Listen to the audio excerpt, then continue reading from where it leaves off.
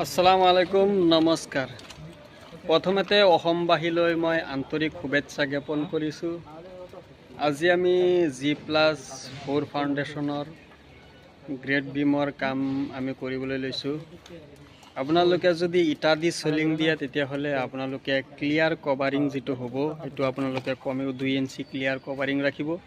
নহ'লে ইটাই তলৰ পৰা পানী শুহি পেলাই এই পানীটো যদি ইটাত যি ৰডটো লাগি থাকে তেতিয়াহ'লে জং ধৰিব।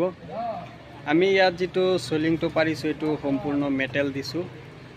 আপোনালোকে চাওক, মেটেলৰ চলিং দিছোঁ। মেটেলৰ চলিং যদি আপোনালোকে দিয়ে তেতিয়াহ'লে আপোনালোকে মেটেলে আপোনাৰ পানী নাটানে।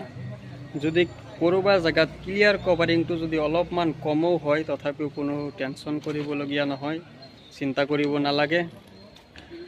আৰু যদি আপোনালোকে ইটা দি কভাৰিং দিয়ে, ইটা দি চলিংটো পাৰে, ইটা দিও চলিং পাৰিব, একো প্ৰব্লেম নাই। কিন্তু আপোনালোকে এইটো বস্তুটো ধ্যান ৰাখিব লাগিব, ক্লিয়াৰ কভাৰিংটো আপোনালোকে যাতে ক্লিয়াৰ কভাৰিংটো ঠিকেই থাকে সেইটো বিষয়ে লক্ষ্য ৰাখিব লাগিব। 2 ইঞ্চিৰ তলত যাতে ক্লিয়াৰ কভাৰিংটো নহয় সেইটো বিষয়ে আপোনালোকে লক্ষ্য ৰাখিব লাগিব।